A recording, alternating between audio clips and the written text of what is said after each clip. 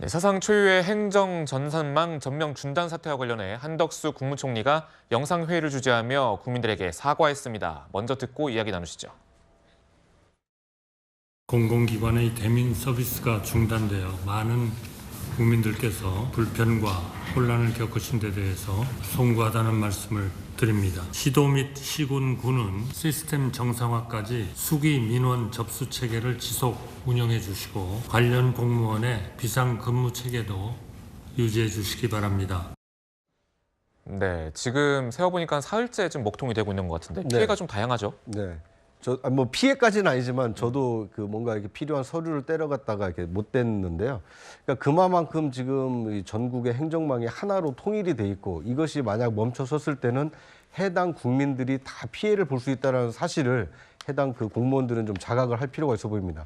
특히 이번 그 행정망 그 정지의 경우에는 일상생활이 진행이 되고 있는 이 평일에 이루어졌고 거기에서 오류가 발생하다 보니까 국민의 일상생활이 멈췄다는데 문제의 심각성이 있습니다.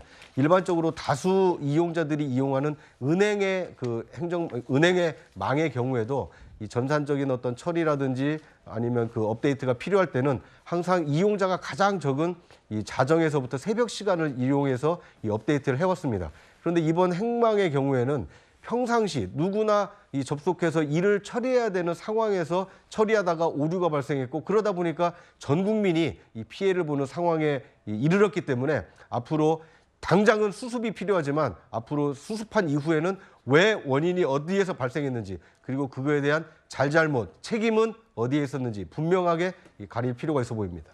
네, 지금 정부가 총력 대응에 나섰지만 왜 이 시스템에 오류가 난 건지는 아직 명확한 원인을 밝히지 못하고 있습니다. 당시 마비가 됐던 상황을 보면 이 주민센터 현장 공무원이 이 행정 전산망 세오를 통해서 사용자 인증을 하려다가 오류가 발생하면서 전체 이 전산망이 마비가 됐던 건데 지금 거기에 대해서 이 보안 패치를 업데이트 후에 로그인을 하다가 지금 이런 문제가 발생했다 이렇게 얘기가 나오고 있거든요. 근데 지금 이게 보안 패치 때문인지 아니면 이 보안 패치가 다른 소프트웨어와 충돌을 한 것인지 이런 지금 다양한 변수들이 있는 상황인 거죠. 그렇죠. 저는 이게 처음에 이 소식을 접하고요. 네. 혹시 그 북한이나 해킹 공격이 아닌가 네. 상당히 우려했는데 다행히 그건 아니고 아마 이게 자체 원인 같기는 한데 네. 앞으로 이게 정말 사이버전이나 요즘 이게 디지털 공산주의다 이런 말도 있을 정도로 앞으로 이게 중요합니다. 국가 안보의 문제예요. 저는 이번에 철저하게 좀 원인을 규명해야 되지만 앞으로 이게 재발 방지책이 중요한 것입니다. 네. 이런 거는 이게 민간인 전문가하고 이게 민간 합동 이런 것도 이게 필요하고요. 앞으로 이게 근본적인 대책이 필요하다.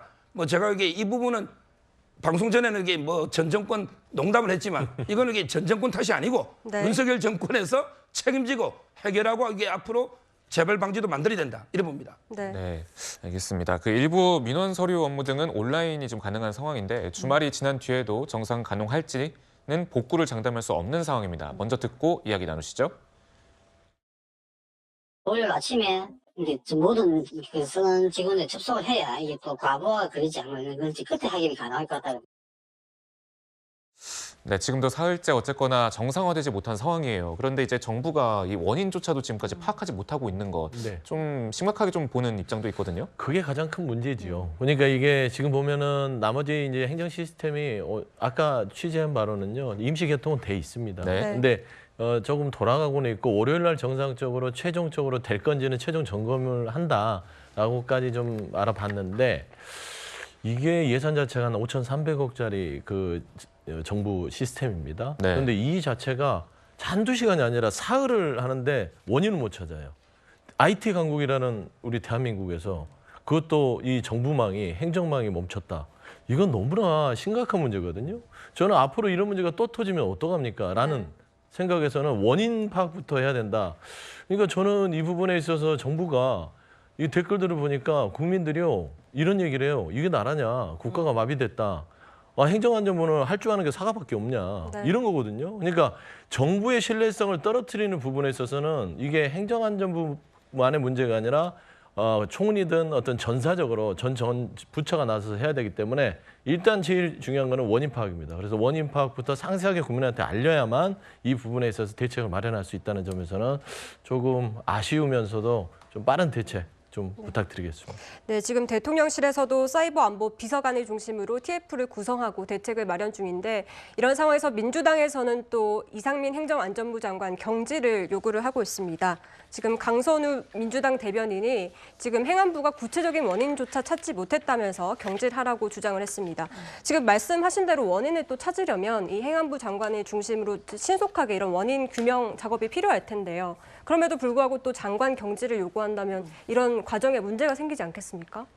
사실 뭐 경질하라고 해도 경질하실 것을 기대하고 하는 얘기 같지는 않습니다, 솔직히요. 네. 근데 그만큼 이 사태 자체가 초유의 사태이고 정말 심각한 사태이기 때문에 정부가 책임감을 통감하고 정부에서 고위직이 책임지는 자세를 좀 보여달라는 그런 호소라고 좀 봐야 될 것 같습니다. 특히 디지털 정부, 우리나라가 얼마나 세계적으로 자랑하고 자랑스러워하던 그 디지털 정부 아니었습니까? 특히나 이상민 장관도 이 디지털 정부를 홍보하기 위해서 해외 출장을 갔던 중에 이런 행정 전상말 장애라는 또 초유의 사태가 터진 거였거든요. 그래서 급거 귀국하시는 그런 모습들을 봤을 때 과연 세계에서 우리나라의 디지털 정부를 어떻게 바라볼 것인지 이런 부분을 생각한다면 정부에서 사과하고 원인을 찾겠다 이런 얘기로 끝날 것이 아니라 원인 찾고 재발 방지하는 것 당연히 중요하겠지만 책임자에 대해서 책임을 추궁하는 것도 정말 중요한 문제라고 생각이 듭니다. 네, 알겠습니다. 어쨌거나 하루빨리 좀 정상화됐으면 좋겠습니다.